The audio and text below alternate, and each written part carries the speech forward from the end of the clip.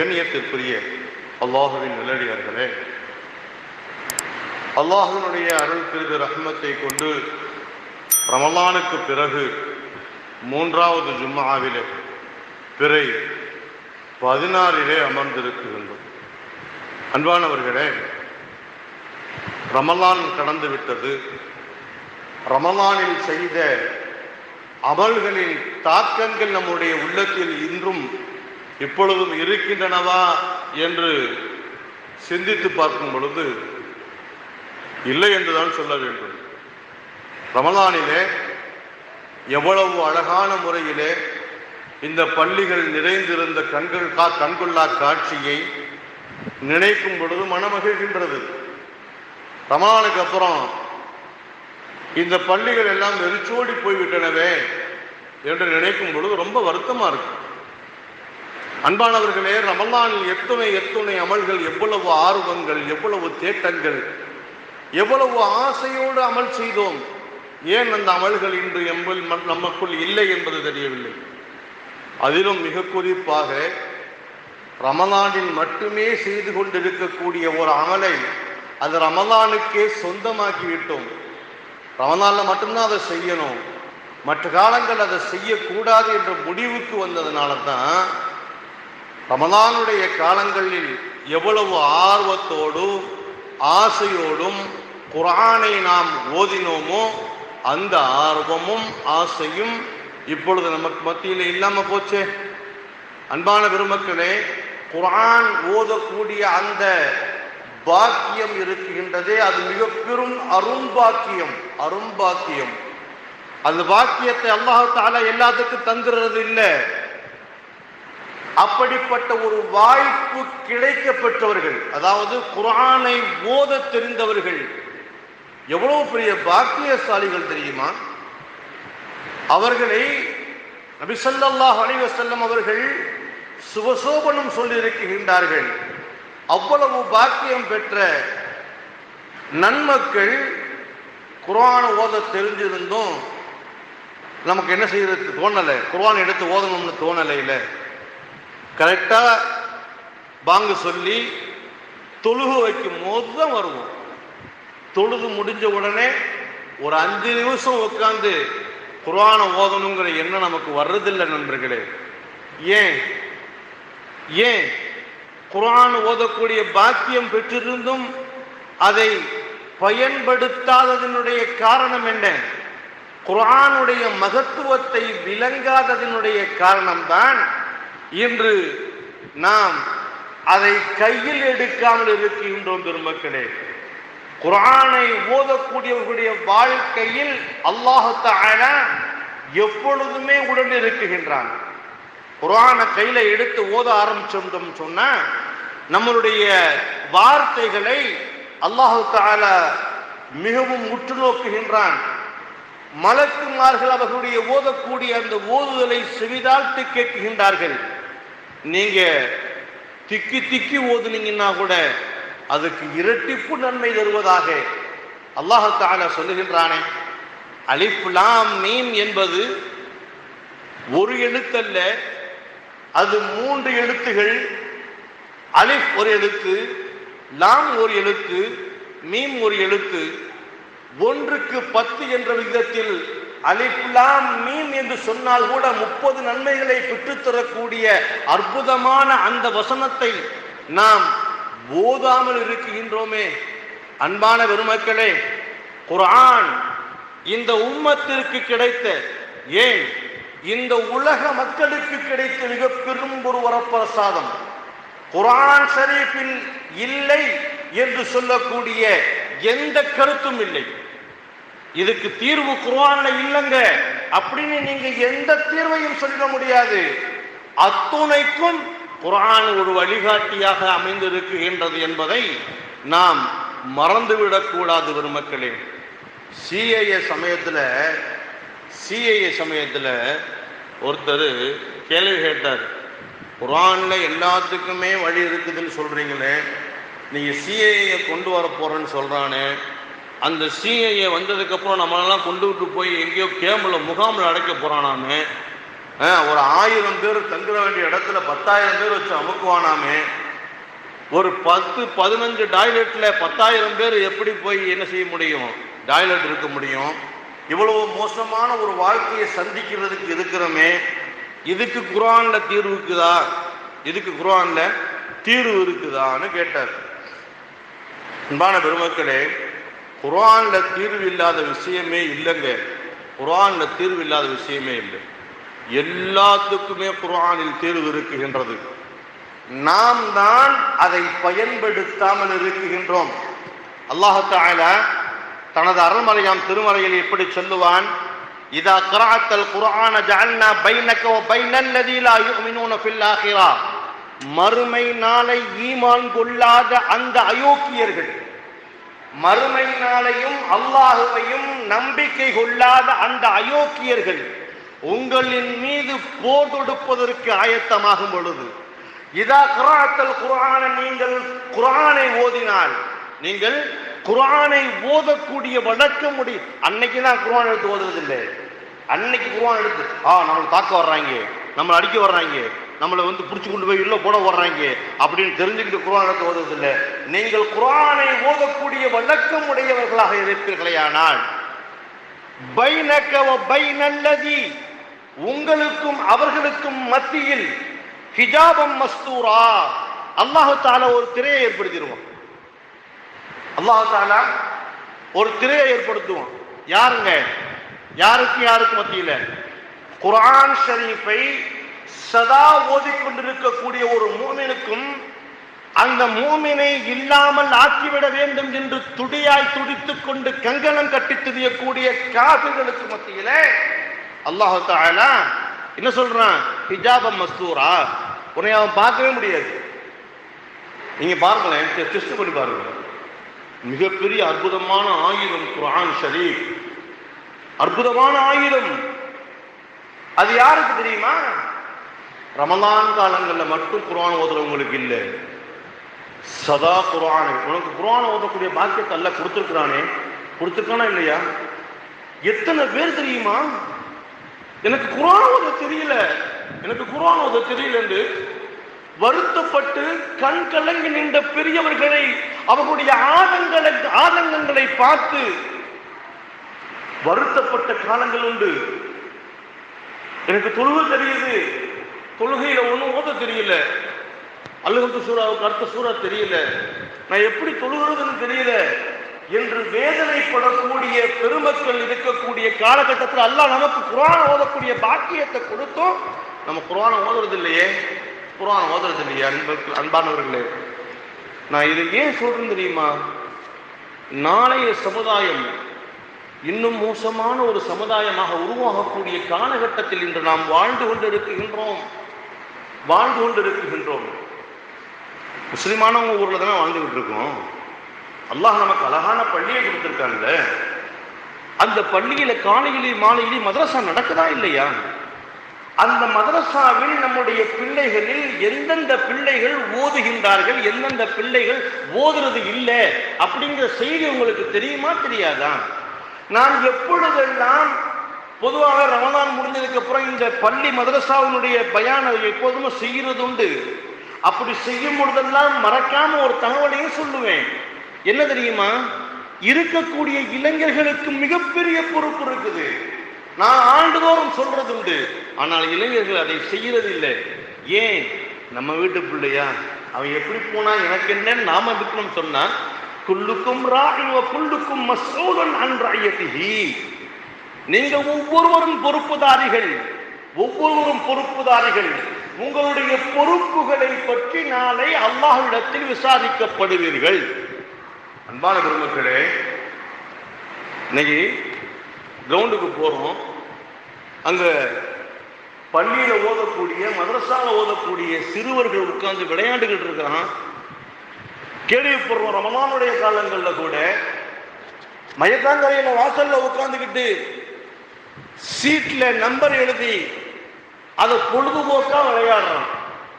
இன்னைக்கு அது பொழுதுபோக்கா இருக்கும், நாளைக்கு ஒரிஜினல் சீட்டு வாங்குவான், அதை வச்சு விளையாடு பார்ப்பான். நாளைக்கு அதை வச்சு ஒரு ரூபா 2 ரூபா 5 ரூபா 10 ரூபா வச்சு விளையாடுவோன்ற ஆசை வரும். நாளைக்கு அது சூது விளையாட்டா மாறும். இதை நம்ம பார்த்துக்கிட்டு இருக்கோமா இல்லையா? அதை தடுக்கக்கூடிய கடமை நமக்கு இருக்குதா இல்லையா? அன்பான பெருமக்களே, அப்படி மதரசாவில் ஓதக்கூடிய வகுப்பறைகளில் படிக்கக்கூடிய பாடங்களை படிக்கக்கூடிய மாணவர்கள் எப்பொழுது மார்க்கத்தில் கல்வியை கற்றுக்கொள்ளக்கூடிய அந்த வேளையில் வெளியில விளையாண்டுகிட்டு இருக்கிறானோ அவனை பள்ளியில கொண்டு வந்து விடக்கூடிய பொறுப்பு, தார்மீக கடமை அந்த ஊரில் இருக்கக்கூடிய இளைஞர்களுக்கு உண்டு. எப்பவுமே நம்ம சொல்றோமே, ஒரு நாள் கூட ஒருத்தவுமே ஒரு பையனை கூட்டிட்டு வந்து அச்சத்து இவன் விளையாண்டுகிட்டு இருக்கிறான் என்னன்னு பாருங்க, அவனை கூட்டு வச்சு ஓத வைங்க, அதாவது கூட்டு வந்து விட்டுருக்குறோமா? இல்லை. சரி, பெற்றவங்களாவது அதை செய்யறீங்களா? பெற்றவங்க கூட செய்யறதில்லை. அன்பானவர்களே, பள்ளிக்கூடங்களுக்கு நீங்கள் எவ்வளவு கவனமாக ஆர்வத்தோடு அனுப்புகின்றீர்களோ அது போன்ற ஒரு ஆர்வம் குர்ஆன் பாடசாலைகளுக்கு அனுப்பக்கூடிய எண்ணம் உங்களுக்கு வரவில்லையே. உங்க பிள்ளைகளுக்கு மார்க்கத்தை கொடுக்காம நீங்க எதை கொடுத்துக்கிட்டு இருக்கிறீங்க? மார்க்கம் எந்த பிள்ளைகிட்ட இல்லையோ அந்த பிள்ளைகிட்ட ஈமான் இருக்காது. நாளைக்கு பெரியவனானதுக்கு அப்புறம் பெத்த என் பிள்ளை என்னை கவனிக்கல, என் பிள்ளை என்னைய மரியாதை கொடுக்கல, என் பிள்ளை என்னை அவமானப்படுத்திட்டான், என் பிள்ளை பொண்டாட்டிய பெருசா வச்சுக்கிட்டு இருக்கான், என்னைய வீட்டை விட்டு வெளியில அனுப்பிட்டான். ஏன் அனுப்ப மாட்டான்? அவன் பிள்ளைக்கு நீ மார்க்கத்தை கொடுத்திருந்தால், மதரசாவினுடைய கல்வியை கற்றுக்கொள்வதற்கு காலமிரவே அவனை பள்ளிக்கு அனுப்பியிருந்தால் அந்த குர்ஆன் அவனுக்கு சொல்லிக் கொடுக்கும். அல்லிமு அவுலாதக்கும், உங்களுடைய குழந்தைகளுக்கு நீங்கள் குர்ஆனை கற்றுக் கொடுங்கள். வஸஅல்லிமு குல்ல ஷைஇன், அந்த குர்ஆன் அவனுக்கு வாழ்க்கையினுடைய எல்லா விஷயத்தையும் கற்றுக் கொடுக்கும். அவன் எப்படி வாழணும், எதை செய்தால் ஹலால், எதை செய்தால் ஹராம், எதை செய்யக்கூடாது, பெரியவங்களை எப்படி மதிக்கணும், மார்க்கத்தினுடைய அடிப்படை நோக்கம் என்ன, அல்லாஹ் என்றால் யார், சொர்க்கம் என்றால் என்ன, நரகம் என்றால் என்ன, ஹலால் ஹராம் என்றால் என்ன என்பன போன்ற எல்லா விஷயங்களையும் குர்ஆன் அவனுக்கு கற்றுக் கொடுக்கும். நீங்கள் குர்ஆனை விளங்கி ஓதினாலும் சரி, குர்ஆனை விளங்காம ஓதினாலும் சரி, அதனுடைய அர்த்தமே உங்களுக்கு விளங்கலைன்னாலும் சரி, அந்த குர்ஆன் உங்களுடைய வாழ்க்கையின் தரத்தை மாற்றும், வாழ்க்கையில் ஒரு நிம்மதியை ஏற்படுத்தும். பெருமக்களே, அப்படிப்பட்ட அந்த குர்ஆனுக்கு இன்று நாம் என்ன செஞ்சிருதில்லை, முழுமையான மரியாதையை கொடுப்பதில்லை. யார் குர்ஆன் ஷரீஃபை ஓதுகின்றார்களோ, குர்ஆன் ஷரீஃபை ஓதுகின்றார்கள், பெருமாள் சொல்லுவாங்க, மன் கரஅ, குர்ஆன் ஷரீஃபை யார் ஓதுகின்றார்களோ ஃபக்கத் தஸ்தத்ரஜ நுபுவத்தன், அவருக்கு நுபுவத்துடைய ஒளி கிடைக்குமா, நுபுவத்துடைய ஒளி கிடைக்கும். பைன ஜப்பைஹி கைர அன்னஹு லா யூஹா இலைஹி, வஹீலா இறங்காது, வஹீனுடைய ஒளி அவருக்கு கிடைக்கும். ஒரு மனிதனுக்கு வாழ்க்கையில வஹீனுடைய ஒளி கிடைச்சிருச்சுன்னு சொன்னா அவன் வாழ்க்கையில அவன் செய்யறதுக்கு முன்னாடியே அவனுக்கு அல்லாஹ் தஆலா எல்லா விஷயங்களும் அறிவிச்சு கொடுத்துருவான். நல்ல கேட்டுக்கிறங்க, குர்ஆனை நீங்கள் எப்பொழுதும் ஓதக்கூடியவர்களாக இருப்பீர்களேயானால் உங்களுக்கு வரக்கூடிய எல்லா முசீபத்துகளையும் அல்லாஹ் தஆலா உங்களுக்கு இல்ஹாமின் மூலமாக காட்டிக் கொடுத்து விடுவான். உங்களுக்கு வரக்கூடிய தீமைகள் உங்களுக்கு முன்னறிவிப்பு செய்யப்படும்.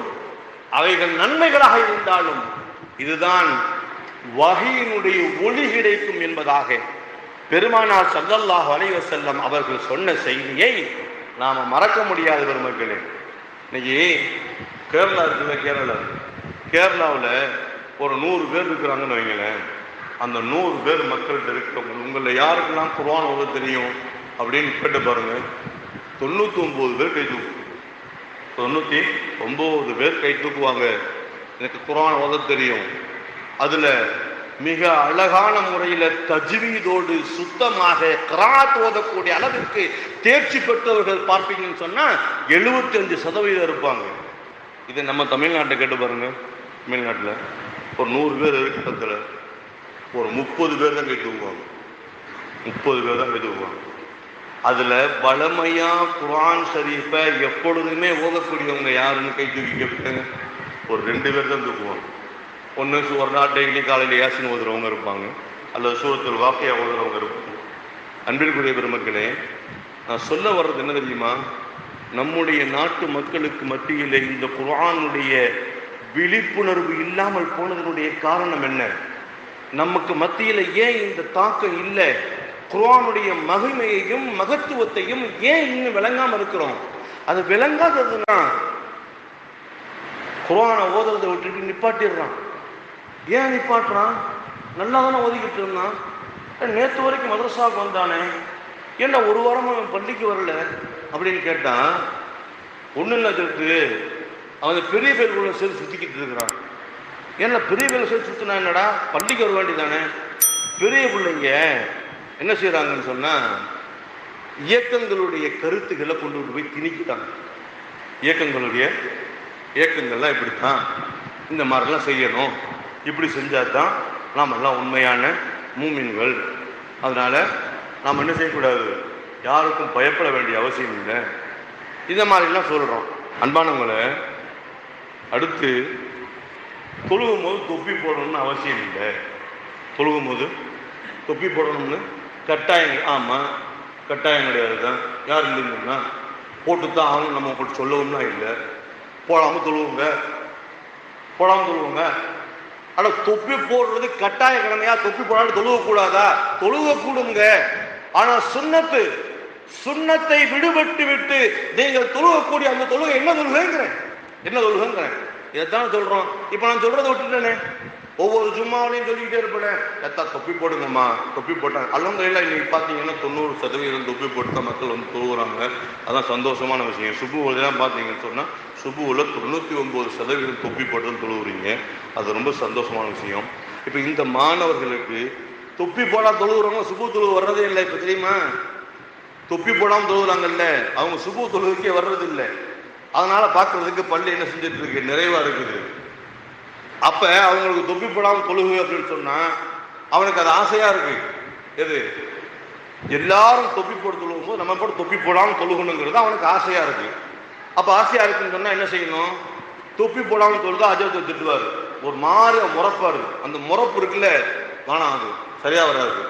அப்ப பள்ளிக்கு போனா தான் அஜத்தை திட்டுவாரு, பள்ளிக்கு போகாத அப்படின்னு இளைஞர்கள் சொல்றது இல்லை, பள்ளிக்கு போகாதுன்னு சொல்றதெல்லாம் இல்லை. இவன் என்ன செய்யறான், நம்ம இயக்கத்துக்குள்ள வந்துட்டோம், இனி நாம் என்ன செய்யணும், அந்த மாதிரி தான் ஃபாலோ பண்ணணும், பின்பற்றணும் அப்படிங்கிற கொள்கைக்கு வந்துடுறோம். அப்ப என்ன செய்யறான், தயவுசெய்து தப்பு போடாமல் இருக்கணும். நம்மள சொல்றாங்களா யாரும் நினைக்காதீங்க, நம்ம சொல்றாங்க யாரும், எல்லாத்துக்கும் நான் பொதுவாக தான் சொல்றேன். அதனால அப்ப என்ன செய்யறான், சின்ன வயசுலயே, அந்த சிறு வயசுலயே அந்த இயக்கங்களுடைய செயல்பாடுகள்ல உள்ள கொண்டு வந்துடுறான். அன்பிற்குரிய பெருமக்களே, இது ரொம்ப பெரிய தப்பு. சின்னஞ்சிறு சிறுவர்களுக்கு அந்த மாதிரி சொல்லிக் கொடுக்காதீங்க. பிள்ளைங்க வளரட்டும்.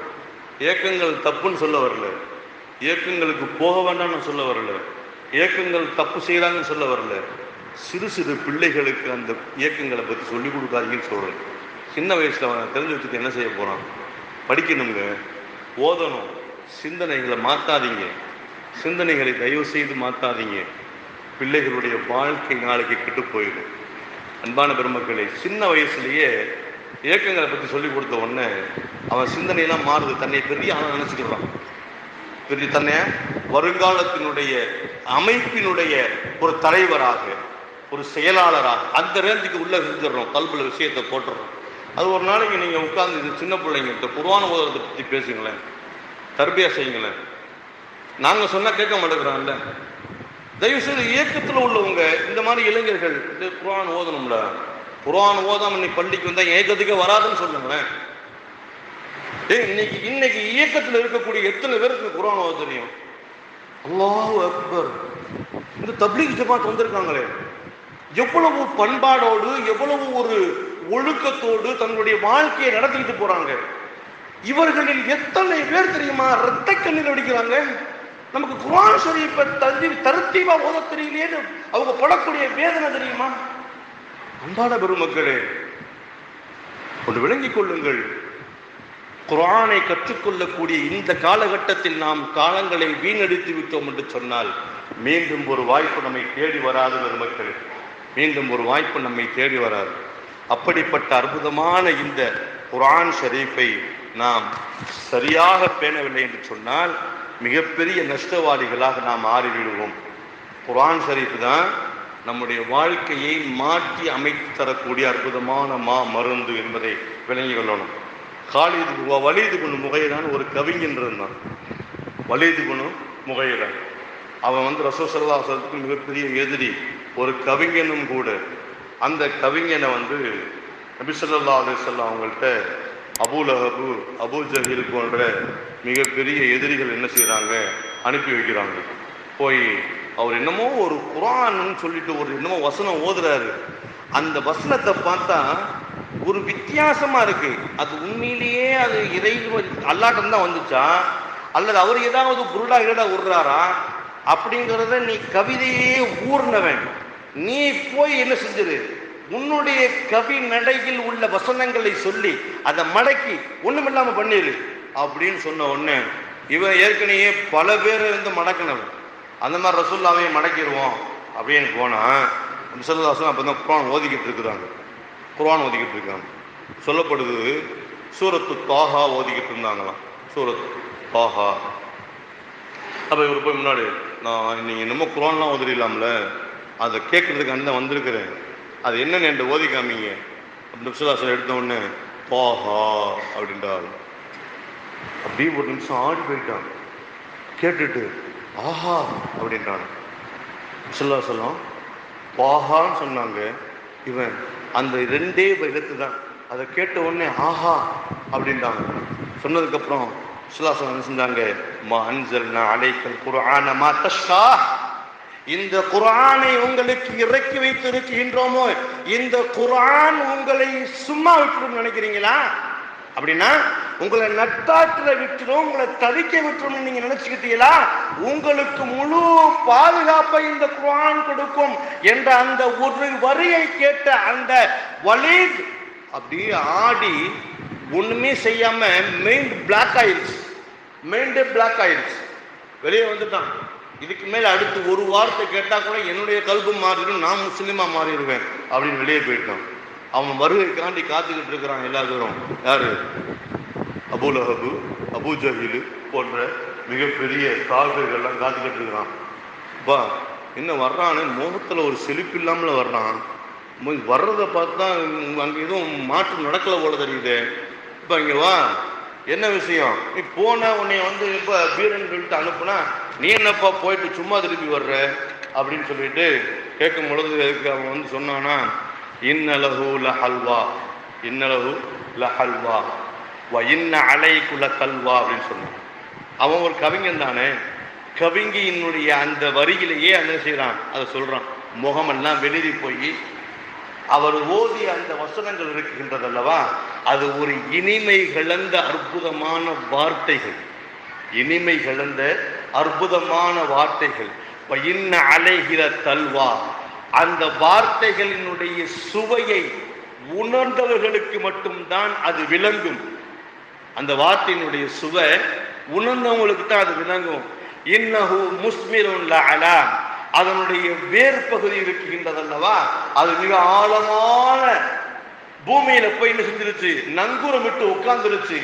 நீ அதை ஒண்ணுமே செய்ய முடியாது. நீ அதுல மோதணும்னு நினைச்சீன்னு சொன்னா உன்னை தூக்கி சாப்பிட்டு போய்கிட்டே இருக்கும். உன்னை தூக்கி சாப்பிட்டு வயின் குந்தும் في ريب مما نزلنا على عبدنا فأتوا بسورة من مثله. நாம் குர்ஆன் ஷரீஃபை என்னுடைய அடியாருக்கு இறக்கி வைத்த அந்த வேதத்தை நீங்கள் சந்தேகம் கொள்கிறீர்களா? சந்தேகமா இருக்கா உங்களுக்கு? உனக்கு சந்தேகமாயிருந்தா ஃபஅது பிசூரா, ஒரே ஒரு சின்ன சூரா கொண்டு வாப்பா, அதுல உள்ள மாதிரி ஒரு அற்புதமான ஒரு சின்ன சூரா மட்டும் நீ கொண்டுகிட்டு வா. இன் குன்தும் சாதிகீன், நீ உண்மையானவனாக இருந்தா அப்படின்னு சொல்லிட்டு அல்லாஹ் சவால் விட்டான்ல. அந்த சவாலை கேட்டுட்டு காபிர்கள் வலை போட்டு தேடுறாங்க. அரபி லாங்குவேஜ் மாதிரி ஒரு கவிநயம் படைத்த ஒரு லாங்குவேஜ் உலகத்துல எந்த லாங்குவேஜுமே கிடையாது. ஒரு அர்த்தத்திற்கு ஒரு வார்த்தைக்கு 100 அர்த்தங்கள் கொண்ட வார்த்தைகள்லாம் இருக்கு தெரியுமா? அவ்வளவு அற்புதமான மொழி அரபி லாங்குவேஜ். அந்த மொழியில அழகிய கவிநயம் படைத்த கவிஞனை கொண்டுட்டு வந்து, என்னமா அல்ல சவால் விடுறானம்ல, ஒரு சூறாவை ஒன்று கொண்டுட்டு வாங்க பார்ப்போம் அப்படின்னு சொல்லிட்டு, நீ உன் திறமையால ஒரு சூறாவை கொண்டு வரணும் அப்படின்னு சொல்லிட்டு ஒரு சூறாவை ஏற்பாடு பண்றார். என்ன சூறா பார்க்குறாப்புல?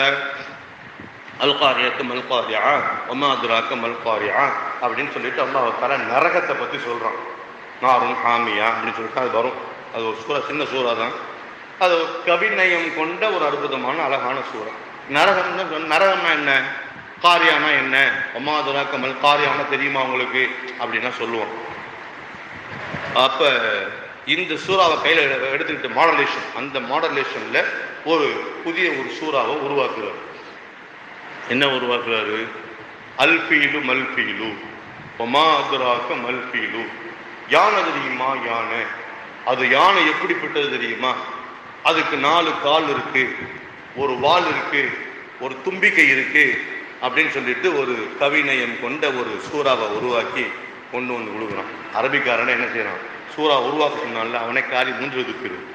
சரி, இது ஒரு சூறாவாடா? என்ன ஒரு யானை 4 கால் இருக்குன்னு தெரியாதா? அவனுக்கு தெரியாதா? ஒரு தும்பிக்கை இருக்குன்னு எல்லா யாருக்கும் தெரியாதா? ஒரு வால் இருக்கும், அது ஆடிக்கிட்டே இருக்குன்னு யாருக்கும் தெரியாதா? இது ஒரு சூறாவை கொண்டு வந்து கொன்றியா? என் அன்பிற்குரிய பெருமக்களே, குர்ஆனை போன்று ஒரு வசனம், ஒரு எழுத்து, ஒரு டாட் கூட இதுவரைக்கும் யாராலையும் கொண்டு வர முடியல. குர்ஆனை அல்லாஹ் தஆலா இலகுவாக்கி தந்திருக்கின்றோம் என்பதாக சொல்கின்றான். வலக்கத் யஸ்ஸர்னல் குர்ஆன லிஸ்ஸிக்ர். குர்ஆனை நீங்கள் மனனம் செய்வதற்கு நாம் இலகுவாக்கி தந்திருக்கின்றோம். இன்னைக்கு எத்தனை ஹாபிஸ் தெரியுமா? வட மாநிலங்கள்லாம் போனீங்கன்னு சொன்னால் ஒரு குடும்பத்தில் 4 பிள்ளைங்க இருந்தால் 4 பிள்ளையும் ஹாபிஸ் தான். 4 பிள்ளையும் ஹாபிஸ் தான். இன்னைக்கு நம்ம தான் நம்ம பிள்ளைங்கள குர்ஆனை பார்த்து ஓத கூட அனுப்புறது இல்லை.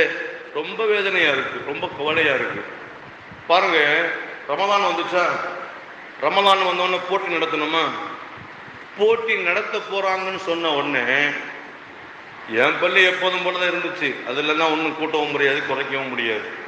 ரமலானுக்கு பின்னாடி இன்னைக்கு அல்ஹம்துலில்லாஹ் அப்படித்தான் இருக்குது. இந்த மதரசா ஹாஃபிஸா பள்ளி இருக்குல்ல, ஹாஃபிஸா பள்ளியில் ஒரு 40 பேர், முதல்ல 10 பேர் தான் ஓதிட்டு இருந்தாங்க. போன வருஷம் ரமலானுக்கு பின்னாடி இந்த பயான் செஞ்சதுக்கப்புறம் நிறைய பிள்ளைங்க என்ன செஞ்சாங்க, பெற்றவங்கெல்லாம் அனுப்பி வச்சாங்க. ரொம்ப சந்தோஷம். 40 பிள்ளைங்க வந்து ஓதிக்கிட்டு இருக்காங்க. திடீர்னு பார்த்தா ரமலான் வந்த உடனே 75 பிள்ளை இருக்குங்கிறாங்க. எங்கேருந்து வந்தாங்க 75 பிள்ளை? சரி, ரமலான் முடிஞ்சிச்சுன்னு பார்த்தா அந்த 75ல் இந்த பரிசு ரமலானுக்கு சீசனுக்கு வந்தாங்கல்ல, சீசனுக்கு வந்தவங்க சீசனோட போயிட்டாங்க. பரிசு வந்த உடனே பரிசை வாங்கிட்டு போயிட்டாங்க. என்னங்க இதுக்கு யார்கிட்ட போய் பதில் சொல்லுவீங்க? அல்லாட்ட எப்படி பதில் சொல்லுவீங்க? பரிசுக்காண்டியா குர்ஆன் சரி போத அனுப்புவீங்க நீங்க? அன்பான பெருமக்களே, அல்லாஹ் தஆலாவுடைய சுவர்க்கம் ஒருவரை தேடிக்கொண்டிருக்கின்றது. யார் தெரியுமா? தன்னுடைய வாழ்நாளில் குர்ஆனை ஓதிக்கொண்டே இருக்கக்கூடியவனை சுவர்க்கம் தேடுகின்றது. யா அல்லாஹ், இவன் எப்பொழுது என்னிடத்தில் வருவான்? இவன் எப்பொழுது என்னிடத்தில் வருவான்? இவன் என்னிடத்தில் வருவானானால் நான் அவனை சங்கைப்படுத்துவேன், அவனை கண்ணியப்படுத்துவேன், அவனுக்கு உயர்வான வாழ்க்கையை சொல்லிக் கொடுப்பேன், வாழ்க்கையினுடைய சுவர்க்கத்தினுடைய உச்சக்கட்டத்தில் கொண்டு போய் வைப்பேன். அல்லாஹ் தஆலா சுவர்க்கத்தில் போன உடனே சதா ஓதிக்கிறதுல குர்ஆனை படி, குர்ஆனை ஓதிக்கொண்டே செல், முன்னேறி கொண்டே செல். குர்ஆன் இருக்கக்கூடிய 6666 ஆயத்துகள் அந்த குர்ஆன் ஷரீஃப் அப்படியே ஓத அது முன்னாடி அப்படியே படமா காட்டும். அதை பார்த்துக்கிட்டு ஓதிக்கிட்டே போவாரு. தரஜா அந்தஸ்து ஏறிக்கிட்டே போகும். கடைசியில போய் நிற்கும் நபிமார்களுடைய அடுத்த அந்தஸ்துங்க. நபிமார்களுடைய அடுத்த அந்தஸ்து. உங்களுடைய வாழ்க்கையில் கடனா குர்ஆன் ஓதுங்கள், கஷ்டமா குர்ஆன் ஓதுங்கள், நோயா குர்ஆன் ஓதுங்கள், பிரச்சனையா குர்ஆன் ஓதுங்கள், பிள்ளை இல்லையா குர்ஆன் ஓதுங்கள், வியாபாரம் இல்லையா குர்ஆன் ஓதுங்கள், வெளிநாட்டு பயணத்தில் உங்களுக்கு கஷ்டமா குர்ஆன் ஓதுங்கள், உங்களுடைய திருமணத்தில் பிரச்சனையா குர்ஆன் ஓதுங்கள். குர்ஆன் ஒன்று மட்டும் தான் உங்களுடைய வாழ்க்கையினுடைய தீர்வு. குர்ஆன் மட்டும்தான் வாழ்க்கையினுடைய தீர்வு. மூசா நபி காலத்தில் நபி ஸல்லல்லாஹு அலைஹி வஸல்லம் மூசா நபி கேட்டாங்க, யாரெல்லாம் நான் வந்து குர்ஆன் இந்த சொர்க்கத்தில் என் கூட யார் இருப்பாங்க அப்படின்னு சொல்லிட்டு 2 தடவை அந்த மாதிரி கேட்டிருக்கிறாங்க. ஒரு தடவை நபி ஸல்லல்லாஹு அலைஹி வஸல்லம் மூசா அலைஹிஸ்ஸலாம் அவங்களுக்கு அல்லாஹ் தஆலா சொன்னானா, இந்த ஊரில் இந்த பெண்மணி இருக்காங்க, அந்த பெண்மணி உங்கள் கூட சொர்க்கத்தில் இருப்பாங்க. அப்போ அந்த பெண்மணியை பார்க்க போகிறாங்க. அந்த பெண்மணிக்கு தௌராத் வேதத்தை ஓத தெரியலை. தௌராத் வேதத்தை ஓத தெரியல. தௌராத் வேதத்தை கையில் எடுத்துக்கிட்டு அந்த அம்மா அல்லாஹ் அல்லாஹ் அல்லாஹ் அல்லாஹ் அல்லாஹ் அல்லாஹ்னு பேப்பரை திருப்பிக்கிட்டே இருக்கு. புறம் பார்த்துட்டு வரிசையா அல்லாஹ் அல்லாஹ் அல்லாஹ் அல்லாஹ் அல்லாஹ் அல்லாஹ் இதுதான் ஓதவே தெரியல. அந்த தௌராத்தின் மீது அந்த பெண்மணிக்கு இருந்த அந்த ஆர்வம், அந்த ஆசை, அந்த எண்ணம் ஒரு நபியோடு சொர்க்கத்தில் இருக்கக்கூடிய பாக்கியம் பெற்றால் என்று சொன்னார். எப்பேற்பட்ட குர்ஆன்! அந்த தௌராத் இன்னைக்கு இல்லையே, இன்ஜில் இன்னைக்கு இல்லையே, ஜபூர் இன்னைக்கு இல்லையே. ஆனால் குர்ஆன் ஷரீஃப், அல்லாஹ்வினால் பாதுகாக்கப்பட்ட அந்த குர்ஆன் ஷரீஃப் நம்ம கூட இருக்குதுங்க. நம்மளுடைய வாழ்க்கைக்கு எல்லா தீர்வும் சொல்லி தருதுங்க. நீங்க உங்களுக்கு ஒண்ணுமே வேண்டாங்க, நீங்க குர்ஆன் மட்டும் ஓதிக்கிட்டே இருங்களேன். உங்களுக்கென்று தனி பரக்கத்து, உங்களுடைய சமுதாயத்தில் தனி அந்தஸ்து, உங்களுக்கென்று ஒரு தனி மன நிறைவு, அற்புதமான ஒரு விஷயம். அன்பிற்குரிய மக்களே, நீங்கள் குர்ஆன் ஓதக்கூடியவர்களாக இருங்கள், அல்லது குர்ஆனை ஓதி கொடுக்கக்கூடியவர்களாக இருங்கள், அல்லது குர்ஆனை ஓதக்கூடியவர்களுக்கு உதவி செய்யக்கூடியவர்களாக இருங்கள். அது குர்ஆன்னு சொல்லலை, மார்க்க கல்வின்னு சொன்னாங்க. மார்க்க கல்வியினுடைய அடிப்படையே குர்ஆன் தானே. மார்க்க கல்வியினுடைய அடிப்படையே குர்ஆன் தானே. அதற்கு 3வது ஒரு ஆளா என்ன செய்யாது இருக்காது, 4வது ஒரு ஆளா நீங்க இருக்காதீங்கன்னு சொன்னாங்க. குர்ஆன் ஓதணும், அல்லது ஓதி கொடுக்கணும், அல்லது அதற்கு உதவியாவது செய்யணும். உதவி செய்யறதுன்னா என்ன? அல்ஹம்துலில்லாஹ் கொஞ்ச நாளைக்கு நம்ம ஊரில் அல்லாஹ்வினுடைய கிருபை கொண்டு முகமது என்ன வரல ஒரு மദ്രஸா வருது. அந்த மாதிரி மദ്രஸா கட்டி கொடுக்கக்கூடியவங்களா இருக்கணும், அல்லது குர்ஆன் வாங்கி கொடுக்கக்கூடியவங்களா இருக்கணும்.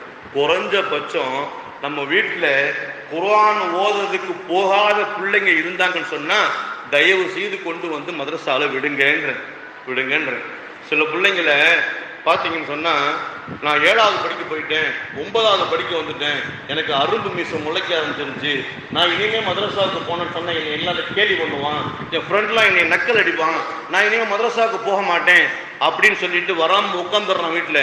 ஏமா பிள்ளைய அனுப்ப மாட்டேங்கிறீங்கன்னு கேட்டோம்னு சொன்னால் கேட்க மாட்டேங்கிறான், சிறுத்து போகவே மாட்டேங்கிறான். நான் எவ்வளவோ சொல்லி பார்த்துட்டேன், ஸ்கூலுக்கு போக மாட்டேன்னு சொன்னால் நீ விட்டுருவியா?